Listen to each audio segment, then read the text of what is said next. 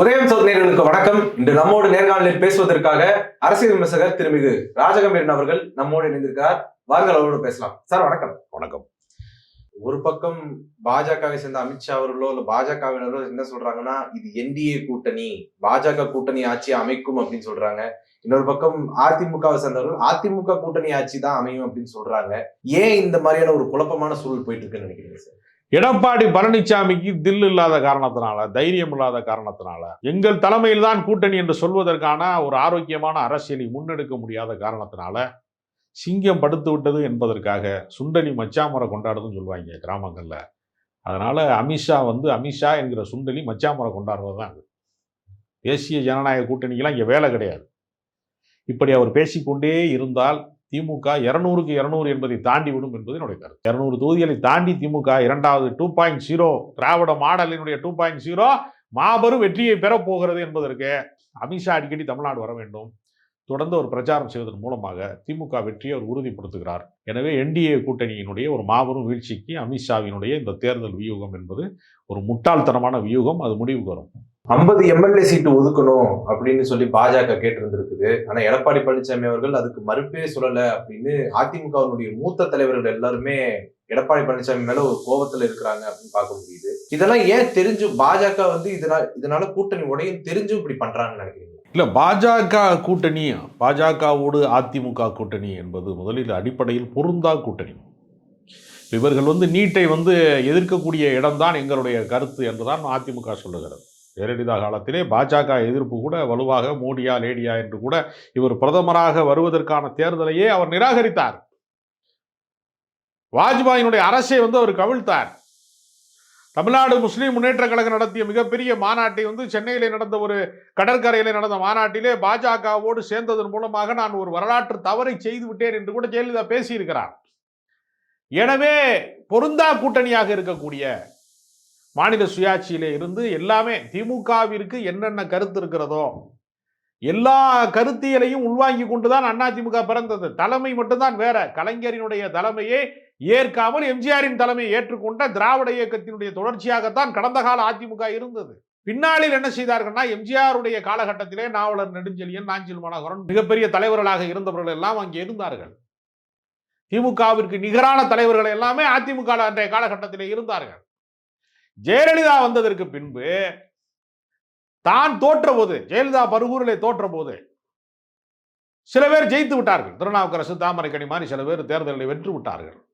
தன்னை தாண்டி யாருக்கும் செல்வாக்கு இருக்கிறது என்கிற நிலைமை வந்துவிடக்கூடாது என்பதற்காக ஆளுமைகள் அற்ற அதிமுகவாக அந்த கட்சியை ஜெயலலிதா மாற்றினார். அதனுடைய விளைவு கொள்கையற்றவர்கள், கோமாளிகள் எல்லாமே இரண்டாம் கட்ட தலைவர்களாக மாறினார்கள். அவர்கள் யாருக்கும் எந்த கருத்தியலும் இருக்கக்கூடாது. அவர்கள் அரசியல் ரீதியாக, சித்தாந்த ரீதியாக மிகவும் பின்தங்கியவர்களாக இருக்கிறவர்கள், சிந்திப்பதற்கான மூளை வளர்ச்சி போதுமான அளவுக்கு இல்லாதவர்களை தான் கட்சியின் இரண்டாம் கட்ட தலைவர்களாகவே ஜெயலலிதா அங்கீகரித்தார்.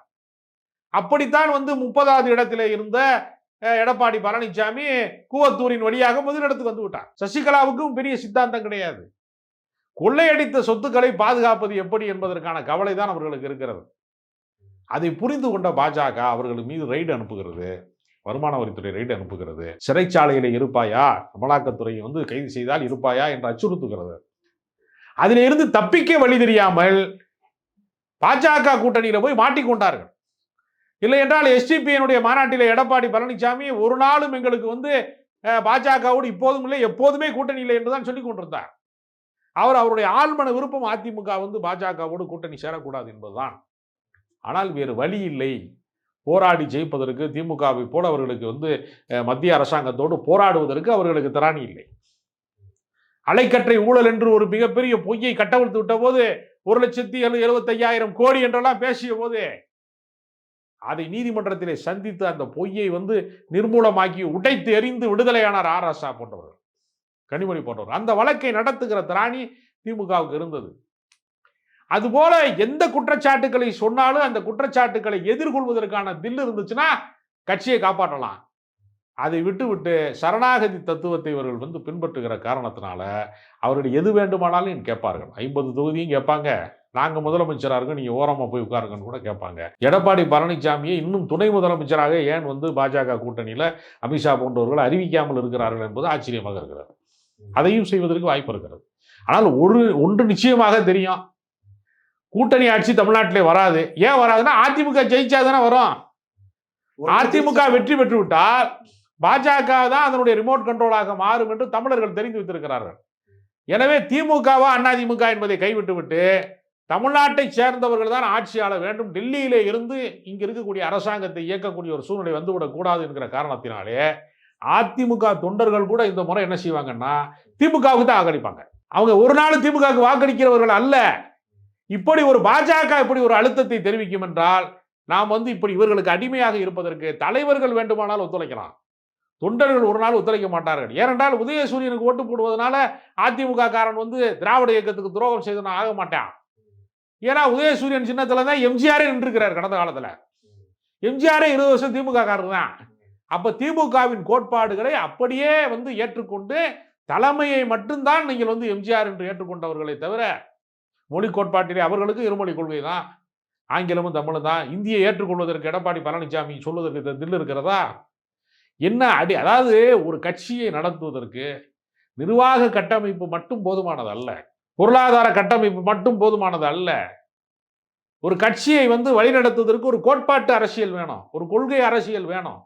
தலைவன் மாறுவான், தர்பார் மாறும், தத்துவம் மட்டுமே அச்சய பாத்திரம்னு கண்ணதாசன் சொன்னார். தத்துவம் என்பது கொள்கை தான். அண்ணா மறைந்தார், அதோடு திமுக அழிந்து விடவில்லை. அண்ணா பல தம்பிகளை உருவாக்கினார். அந்த திராவிட இயக்க சித்தாந்தம் தெரிந்திருக்கக்கூடிய ஆற்றல் மிக்க அறிஞர்களை உருவாக்கினார். அதிலே ஒருவராக கலைஞர் அந்த இயக்கத்துக்கு தலைமை வைத்தார். கலைஞர் மறைந்தார், கலைஞரோடு அந்த கட்சி காலாவதியாகவில்லை. ஜெயலலிதா இறந்த உடனே கட்சி காலாவதி ஆகுதுல, கண்ணு முன்னாடி பார்க்கிறான், கட்சி ஒண்ணும் இல்லாம போறதை பார்க்கிறான். அப்படிப்பட்ட நிலைமை வந்து திமுகவுக்கு ஏன் வரவில்லை என்றால் அங்கே ஆற்றல் மிக்கவர்கள், அறிவாற்றல் மிக்கவர்கள் இந்த கட்சியிலே பல பேரை உருவாக்கி வைத்திருக்கிறார்கள். எனவே டெல்லியில சண்டை போடணுமா, அதற்கு ஒரு தலைமை உருவாக்கி வைத்திருக்கிறார்கள். தமிழ்நாட்டு அரசியலிலே வழிநடத்த வேண்டுமா, மு.க. ஸ்டாலினை உருவாக்கி வைத்திருக்கிறார்கள். நாடாளுமன்றத்தில் உரையாற்றணுமா, அவனுக்கு ஆங்கிலத்தில் பதிலடி கொடுக்கணுமா, திருச்சி சிவா, தமிழச்சி தங்கப்பாண்டியன் மாதிரி ஆற்றல் மிக்கவர்கள், அறிவாற்றல் மிக்கவர்கள் இருப்பாங்க. எல்லா தளத்திலையுமே தங்களுக்கான ஆட்களை உருவாக்குவது, படை நடத்துவது, இந்த சித்தாந்தத்தை நீர்த்து போகாமல் பார்த்து கொள்வது. திமுக தொடங்குகிற போது இருமொழி கொள்கை, இந்தி எதிர்ப்பு, இன்னைக்கு மும்மொழி கொள்கை எதிர்ப்பு.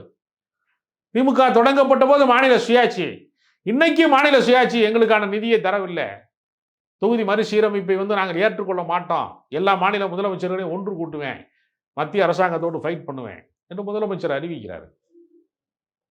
எனவே எடுத்துக்கொண்ட அந்த கொள்கையிலே இருந்து அதிகாரம் வந்திருக்கலாம், திரும்ப பறி போய் இருக்கலாம், ஆட்சி அதிகாரத்திலே இருக்கலாம், இல்லாமல் போகலாம், எது வேண்டுமானால் நடக்கலாம்.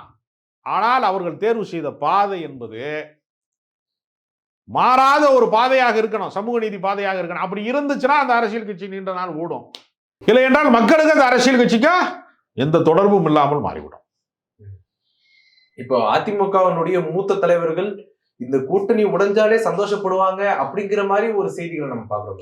இல்ல, சந்தோஷப்படுவார்கள் என்பது அல்ல, கூட்டணியை உடைப்பதற்கு வேலை செய்வார்கள். கடைசி நேரம் வரைக்கும் அதிமுக கூட்டணியை வந்து இழுத்துக்கொண்டே பாஜக இருக்கிறது போல ஒரு தோற்றத்தை உருவாக்கி விட்டு கடைசி நேரத்திலே, தேர்தல் நேரத்திலே தொகுதி உடன்பாடு டமால் என்று வெடித்தது. இந்த ராட்சச பலூனிலே காற்றை ஊதிக்கொண்டே போகிறார்கள். அது ஒரு கட்டத்துக்கு மேல பலூன் வந்து தாங்க முடியாத அளவுக்கு ஊதுகிறார்கள். அமித்ஷா வந்து மதுரையில் வச்சு ஊதுறாரு, முருகன் பேரை சொல்லி ஊதுறாரு, டப்புன்னு பலூன் வெடிக்க போகுது. கூட்டணி உடைவது உறுதி. ஏன்னா இப்போது ஒரு 63 எம்எல்ஏக்கள் இருக்கிறாங்க எடப்பாடி பழனிசாமிக்கு. இப்பொழுது கொஞ்சம் எம்எல்ஏக்கள் இருக்கிறாங்க, பாஜக சேர்த்துக்கிட்டு ஒரு 20 எம்எல்ஏ ஜெயிச்சிருக்கிறாங்க அவங்க. இந்த சட்டமன்ற உறுப்பினர்களினுடைய எண்ணிக்கை அடுத்த முறை இருக்குமாங்கிறதே அவங்களுக்கு சந்தேகமா இருக்கு. அவங்க அந்த ஆளுங்கட்சிக்கு வந்து போட்டி போடல. அவர்களுக்கு தெரியும் மீண்டும் திமுக தான் வெற்றி பெறும், அதுக்கு நடைமுறை சாத்தியம் நம்மகிட்ட இல்லைன்னு அவங்களுக்கு தெரியும். எதிர்க்கட்சி அந்தஸ்திலே 2வது இடத்திலே நீடிப்பதற்கான வாய்ப்பையாவது தக்க வைத்துக் கொள்ள வேண்டும் என்கிற போராட்டம் நடந்து கொண்டிருக்கிறது. இருக்கிற சொத்தை பறிச்சுட்டு போயிடுவாங்களோ. ஒரு பட்டு வேட்டி பற்றிய கனவிலே இருந்தபோது கட்டியிருந்த கோவணமும் களவாடப்பட்டது என்று ஒரு வைரமுத்து கவிதை இருக்கிறது. ஆளுங்கட்சியாக மாறணுங்கிறது ஒரு பட்டு வேட்டி வாங்குற கனவு, கட்சியவாது காப்பாற்றணும், கோவணத்தையாவது உருவாம இருக்கணுங்கிறது அவங்க இருக்க பிரச்சனை. இந்த இடத்தை நோக்கி தான் அதிமுக வந்து தடுமாறி கொண்டிருக்கிறது. அதிமுக தன்னை கட்சியைவாது காப்பாற்றிக் கொள்ள வேண்டும். ஆட்சியை வந்து அவர்கள் ஒரு நாள் பிடிக்க முடியாது. அதற்கான வலுவான கட்சி கட்டமைப்பு இருக்கிறது. மக்களுடைய நம்பகத்தன்மையை எடப்பாடி பழனிசாமியால் பெற முடியல. அவர் முதலமைச்சராக இருந்த போதும் ஒரு சிறந்த முதலமைச்சராக முத்திரை பதிக்க அவரால் முடியல. எதிர்க்கட்சி தலைவராக இருக்கிற போதும் ஒரு வலுவான போராட்டத்தை, அரசுக்கு எதிரான போராட்டங்களிலே வந்து அவர் போன நாடாளுமன்ற தேர்தலில் கூட நடக்கிறது பிரதமருக்கான தேர்தல். மோடியை எதிர்த்து, பாஜகவை எதிர்த்து, அமித்ஷாவை எதிர்த்து ஒரு வார்த்தை கூட பேசாம ஸ்டாலினுக்கு எதிராக பேசிக்கிட்டு இருக்கிறார். சட்டப்பேரவை தேர்தலிலே வந்து திமுகவுக்கு எதிராக வந்து எதிர்க்கட்சி தலைவர் பேசலாம். எங்களுடைய ஆட்சியை ஒப்படையுங்கள், நாங்கள் தான் சிறந்த ஆட்சி தருவோம்னு சொல்லலாம், தப்பு கிடையாது. ஆனா நாடாளுமன்ற தேர்தல் நடக்கிற போது கூட திமுகவை தான் அவர் குறை சொல்லிக்கிட்டே இருக்கிறார். அப்படின்னா என்னன்னா, அவர்கிட்ட சரக்கு இல்லை, ஒன்றிய அரசாங்கத்தை எதிர்ப்பதற்கான தில்லு கிடையாது. பாஜகவை சித்தாந்த ரீதியாக, கொள்கை ரீதியாக என்றைக்காவது வந்து அதிமுக எதிர்த்திருக்கிறதா? கடந்த காலங்களில் வேண்டுமானால் ஒரு சில விஷயங்கள் எதிர்த்திருக்கலாம். நிகழ்கால அரசியல் எடப்பாடி பழனிசாமி பொறுப்பேற்றுக் கொண்டதற்கு பின்பு இவங்களுக்குள்ள போட்டி என்னன்னா, பாஜகவுக்கு யார் அதிகமாக விசுவாசத்தை காட்டுவது? ஓபிஎஸ்ஆ, இபிஎஸ்ஆ, டிடிவி தினகரனா, சசிகலா, எல்லாருமே அடிமைகள். இந்த அடிமைகளிலே சிறந்த அடிமை யாருங்கிற போட்டி நடந்து கொண்டிருக்கிறது. மற்ற கட்சியிலேனா கட்சிக்காக யார் அதிகம் தியாகம் செஞ்சவன்னு சொல்லி சண்டை நடக்கும். ஆனா நேர் எதிராக அதிமுகவில் இபிஎஸ்ஐ பார்த்து ஓபிஎஸ் சொல்வார், கட்சிக்கு துரோகம் செய்தவர். அவரை பார்த்து இவர் சொல்வார், அவர் தான் அதிகமான துரோகம் செஞ்சவர். துரோகத்துக்குள்ளேயே போட்டி நடக்கிறது. சசிகலாவுக்கு வந்து தியாக தலைவின்னு பட்டம் சூட்டியிருக்காங்க. ஏண்டான்னு கேட்டா, கட்சியவே தியாகம் பண்ணிட்டாங்க, அதுதான் தியாக தலைவிங்கிறான். இபிஎஸ் வேட்டியை ஓபிஎஸ் உருவார், ஓபிஎஸ் வேட்டியை இபிஎஸ் உருவார். தன்னிடத்திலே வேட்டியை உருவக்கூடாது என்பதற்காக டிடிவி தினகரன் பேண்ட் சட்டையோடு அலைகிறார். இவருடைய அரசியல் என்பது உட்கட்சி குழப்பம். இது ஒரு நாள் கரையேறாது மக்கள்கிட்ட. மக்களிடத்திலே வந்து ஒன்றுபட்ட அதிமுகவை இவர்களால் உருவாக்க முடியல. நான் கேட்கிறேன், பகையாளியாக இருக்க பாஜக போய் நீ சரணடைகிறதுக்கு நீ உன் பங்காளிட்டே கூடியிருக்கலாமே. ஓபிஎஸோடு இணைவதில் உனக்கு என்ன வெக்க இருக்கு? அமித்ஷாவோடு போய் நீ இணைவதுதான் வெக்ககரமானது. பாஜகவோடு அதிமுகவை இணைப்பதுதான் வெக்ககரமானது. நீ உன் கட்சிக்காரனோட இணைகிறதுல ஒன்றும் வெக்ககரமானது அல்ல. ஆனா இன்னைக்கு அந்த கட்சிக்குள்ளே முணுமுணுப்பு வந்து விட்டது. நாங்கள் ஒரு நாள் வந்து அதிமுக ஒரு நாள் மதவாத கட்சி அல்லன்னு யார் சொன்னாரா? மோடி எங்கள் டாடி என்று பாட்டு பாடின ராஜேந்திர பாலாஜியே சொல்றாரு. டேய், தூக்கத்துல இருந்து எந்திரிச்சது மாதிரி திடீர்னு எந்திரிச்சு என்னடா விடிஞ்சிருச்சான்னு கேட்பாங்கல்ல 10-12 மணிக்கு சில சோம்பேறி பயில. அந்த மாதிரி கேட்கறான். அதிமுக மதவாத கட்சி கிடையாதுங்கிறார் ராஜேந்திர பாலாஜி. ராஜேந்திர பாலாஜிக்கே இவ்வளவு அறிவு வந்துருச்சுன்னு சொல்லும்போது அதிமுக காரனுடைய கடைசி துண்டனுக்கும் அந்த அறிவு வரும் நான் நம்புறேன். உங்களுடைய நேரத்தை ஒதுக்கி எங்களோட கருத்துக்களை பகிர்ந்ததுக்கு நன்றி சார்.